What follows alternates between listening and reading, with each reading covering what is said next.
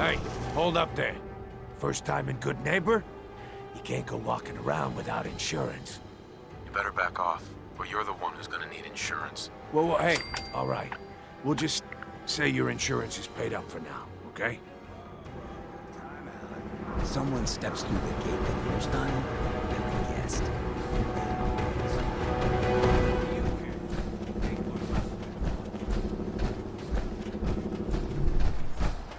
Whoever this Brotherhood of Steel is, I'm not buying that.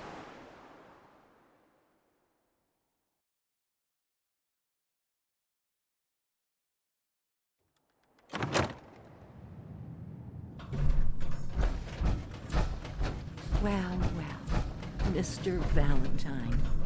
I thought you had forgotten about little old me. May have walked out of the den, Irma, but I'd never walk out on you.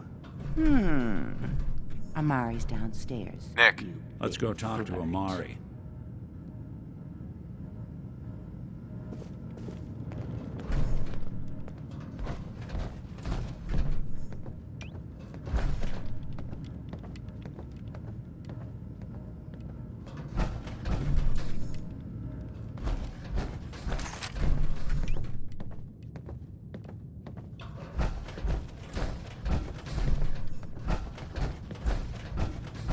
Dr. Amari? Yes? I take it this isn't a social call. we need your help, Doctor. I need the memories from a man named Kellogg. But he's dead. I know it's asking for a miracle, Amari, but you've pulled off the impossible before. Are you two mad?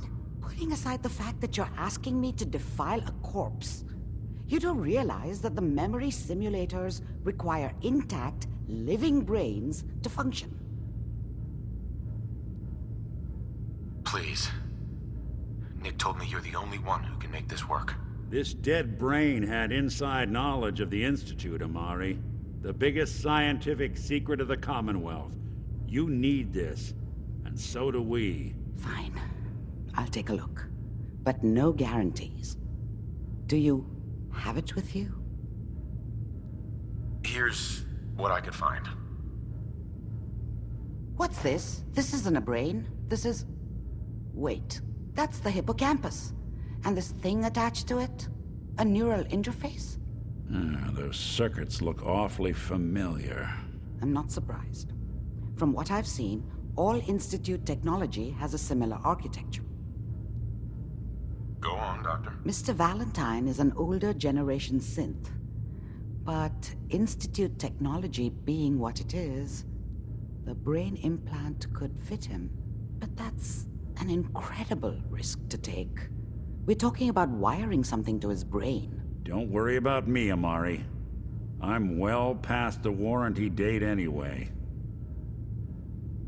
I appreciate this, Nick. You can thank me when we've found your son. All right, let's do this. Whenever you're ready, Mr. Valentine. Just sit down. If I start cackling like an old grizzled mercenary, pull me out, okay?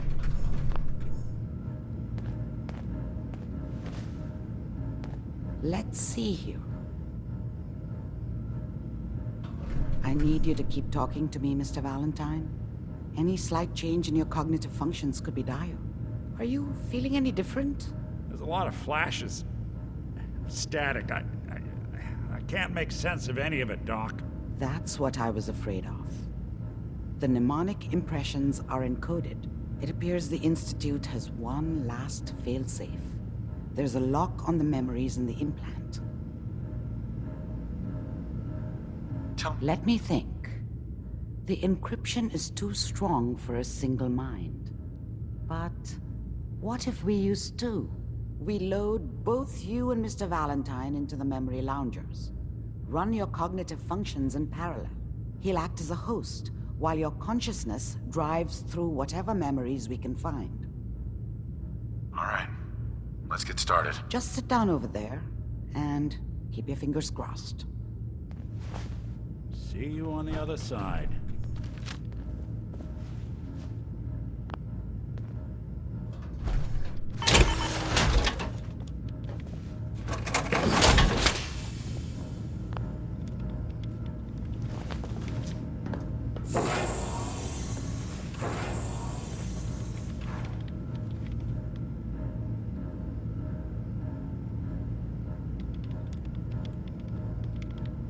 initiating brainwave migration between the transplant and the host.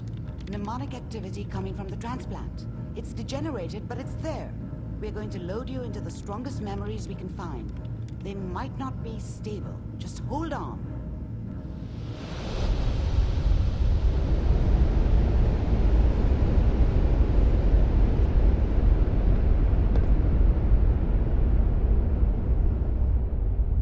Can you hear me? Ah, good. The simulation appears to be working, although the memories are quite fragmentary. I'll try to step you through the intact memories and hope we find one that gives us some clue to the Institute's location.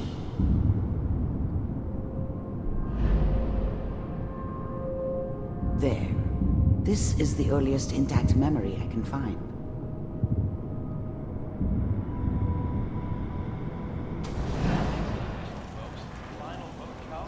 Turn down the goddamn radio! I'm trying to sleep! Dad was either drunk or not around. I guess he must have run with one of the raider Remember, gangs, but you are experiencing these memories as I Kellogg. was such a dummy back This may then. prove disorienting. What did at I know first. about how the world worked? I think now she wanted me to kill him. I should have. Instead, I ended up running away. I told myself I wanted to find somewhere out from under the thumb of the NCR and all their rules. But really, I was running from the guilt of not protecting her from Dad. Yeah, it doesn't matter now, though. Mom knew how it was. She wasn't soft, but she loved me in her way. And she protected me from Dad. That cost her more than a few beatings. I never knew what happened to her after I left. I didn't want to know. Not then. People are always hoping for something better. They usually end up with something worse. We are all citizens of the new California Republic. This doesn't seem to be what we're looking for. There appears to be another intact memory close to you in temporal sequence. There. Try that one. The thing about happiness is you only know you had it when it's gone. I mean, you may think to yourself that you're happy, but you don't really believe it. You focus on that petty bullshit or next job or whatever. It's only looking back, by comparison with what comes after, that you really understand. That's what happiness felt like. I was the worst thing that ever happened to her. If she'd never met me, she'd have stayed in the hub, maybe hooked up with someone who didn't kill people for a living. Probably been happier than she was with me. Almost certainly lived longer. It's gonna be... Whatever made me think that a guy like me should have a daughter? No, I never deserved her. Not for 1 second. You'll see. Let's keep looking. I'll connect you to the next intact memory.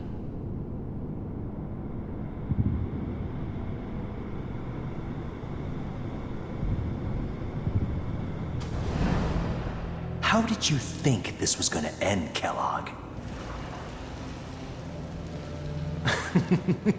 You thought you could just fuck with us, and we wouldn't fuck with you? Just so you know, they died like dogs. And you weren't there to help them.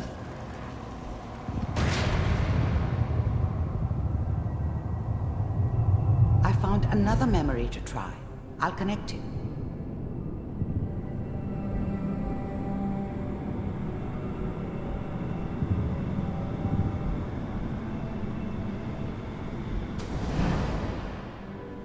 Mind if we sit down? Suit yourself. There's always someone who wanted someone else dead. Sometimes just roughed up, but dead was usually what they wanted. Sometimes they thought they could cheat me. That was usually only when I first arrived somewhere. Didn't matter to me. They just took it as part of the job. Little extra thrown in for free. I always got paid in the end. One way or another. I didn't care where I was going. Ended up mostly wandering east. Getting as far away from San Francisco as I could, maybe. There was always a job for someone like me. Didn't matter what it was. Didn't matter who I was supposed to kill. I got pretty good at it. I don't remember much from that time. It all kinda blends together. There was almost always a bar, though. That's universal. Well, we seem to be getting closer. Try this next one.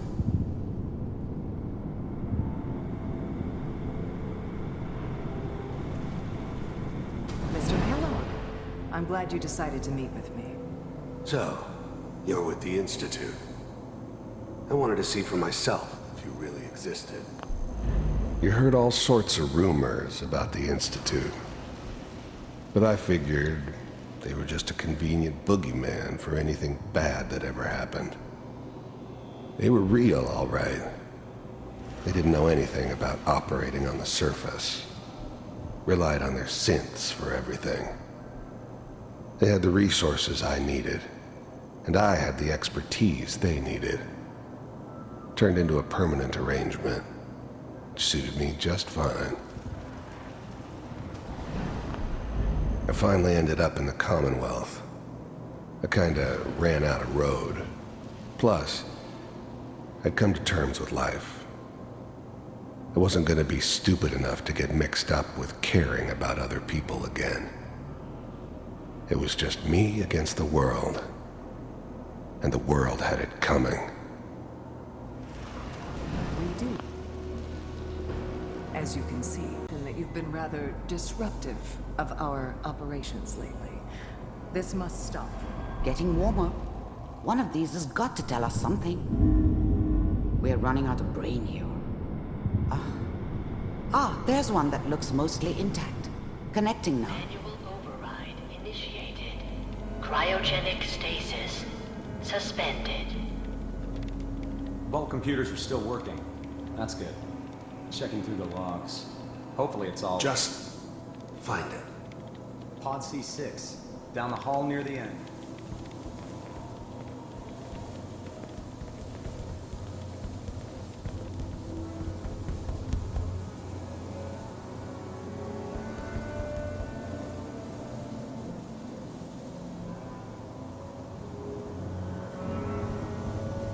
This is the one.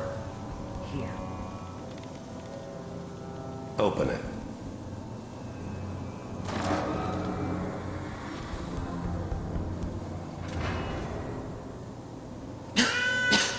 Is it over? Are we okay? Almost. Everything's going to be fine. Come here. Come here, Wait. baby. No, I've got him. Let the boy go. I'm only going to tell you once. I'm not giving you Sean! God damn it. Get the kid out of here. Let's go. At least we still have the backup. Cryogenic sequence reinitialized. What's the holdup? I'm almost finished, Kellogg. I just need to confirm. All right, we're good. I'm sorry you had to go through that again. I found another intact memory. Whenever you're ready.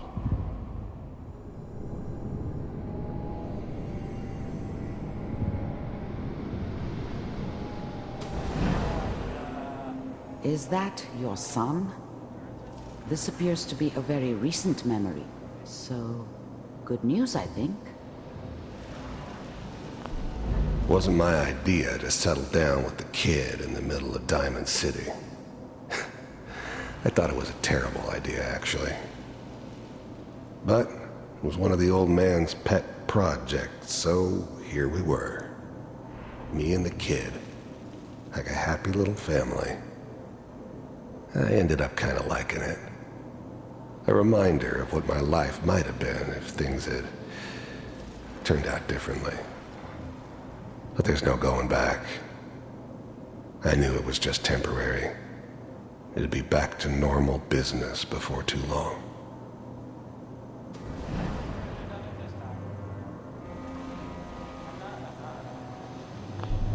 This whole setup in Diamond City was part of some elaborate plan of the old man's. Seems obvious now that we were bait for our friend from the vault. Timing couldn't have been an accident. It's not how the old man works. I wonder if he outsmarted me in the end. Another loose end tied up.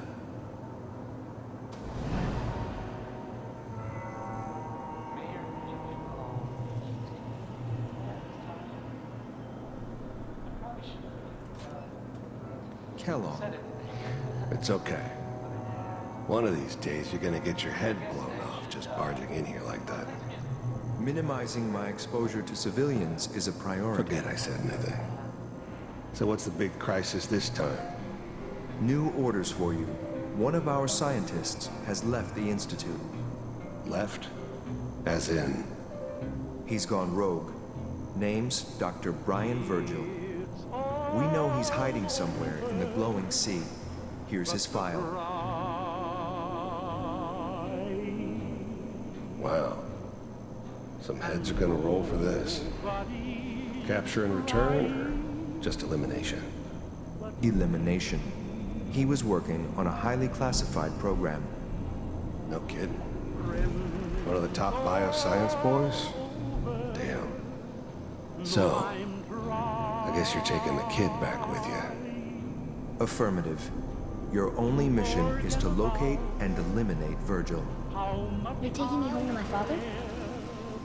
Yes. Stand next to me and hold still. Okay. It's all over, but the dreaming.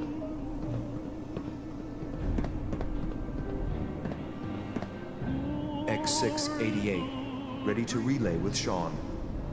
Bye, Mr. Kellogg. I hope I see you again soon. Bye. Teleportation. Now it all makes sense. Nobody's found the entrance to the Institute because there is no entrance. Let me pull you out of there as soon as you're ready.